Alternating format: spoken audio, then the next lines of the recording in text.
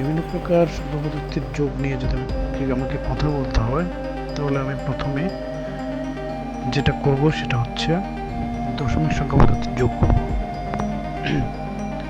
যেমন 18-র সাথে আমি 8 যোগ করব।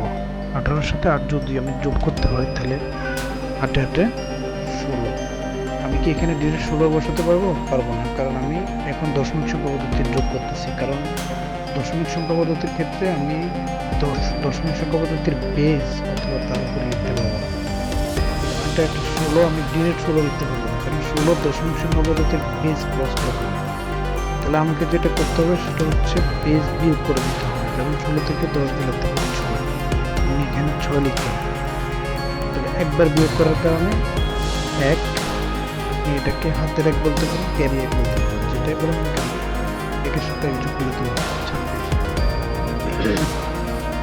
এখন এখানে কেন আমি 2 লিখতে পারি? কারণ দশমিক সংখ্যা পদ্ধতির বেস 2 কিন্তু অনেক ছোট। আমার শর্ত হচ্ছে আমি যখন যে সংখ্যাগুলোকে যোগ করবো তখন সেই সংখ্যাগুলোর বেস তার উপর লিখতে পারবো। যেহেতু এখানে দশমিক সংখ্যা পদ্ধতির বেস হচ্ছে 10, সুতরাং আমি 9 পর্যন্ত লেখার আমার রাইট আছে। আর 10-এর উপরে গেলে সেটা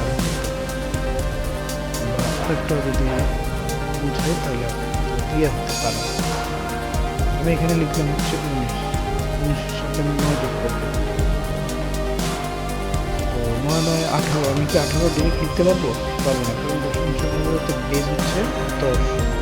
তাহলে আমি 18 থেকে বেস বিয়োগ করে দেবো। বেস হচ্ছে 10, 8। আমি এখানে 8 বিয়োগ করার কারণে 1 থেকে 1 2, 28।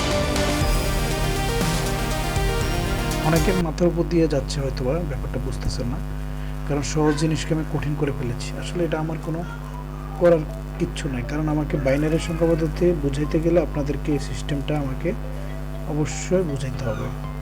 এখন দেখেন, আমি এখানে ডিরেক্ট 1-এর সাথে 0 যোগ করলে 1 1 আমি কোনো কথা ছাড়াই লিখে দিতে পারবো, কারণ বাইনারি সংখ্যা পদ্ধতির বেস হচ্ছে 2। আমি 2 অথবা তার উপরে লিখতে পারবো না, যেহেতু এখানে 1 মানে ছোট, সেক্ষেত্রে আমি 1 লিখতে পারবো। এখন আসেন, 1-এর সাথে 1 যোগ করলে 2। আমি কি এখন 2 লিখতে পারবো? এখানে পারবো না। তাহলে 2 থেকে বাইনারির বেস বিয়োগ করে দিতে হবে। তাহলে 2 থেকে বাইনারির বেস বিয়োগ করে দিলে এখানে 0। আবার এখানে একবার বিয়োগ করার কারণে 1, এই 1টা আমি এখানে দিলাম, 1 1 2 2 আমি এখানে লিখতে পারবো না, কারণ বাইনারি সংখ্যা পদ্ধতির বেজের উপরে যাওয়া যাবে না, বেজ সমান হতে পারবে না। তাহলে আমি 2 থেকে আবার 2 বিয়োগ করে দিলাম, এখানে 0 আর ক্যারি 1, 1001। আমি আরেকটা অঙ্ক করি, তাহলে হয়তো আপনারা বুঝতে পারবেন। যেমন 1 1 1 1, 4টা 1, এখানে 3টা 1। 1-এর সাথে 1 যোগ করলে আমি 2 লিখতে পারবো না, কারণ বাইনারি সংখ্যা পদ্ধতির বেজ হচ্ছে 2।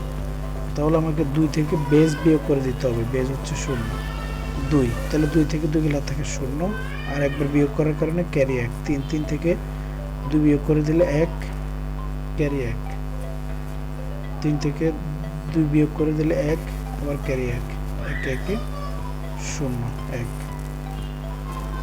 আশা করি আপনারা ব্যাপারটা বুঝতে পেরেছেন। এখানে এই একটা হচ্ছে মানে হাতের বা ক্যারি, এখানে একটা ক্যারি, এখানে একটা ক্যারি। আপনাদেরকে একটা হোমওয়ার্ক দিই, সেটা হচ্ছে 1 1 1 প্লাস 1 1। এটা করবেন 1 0 1 1 প্লাস 1 1 1। এটা আপনাদের বাড়ির কাজ থাকবে।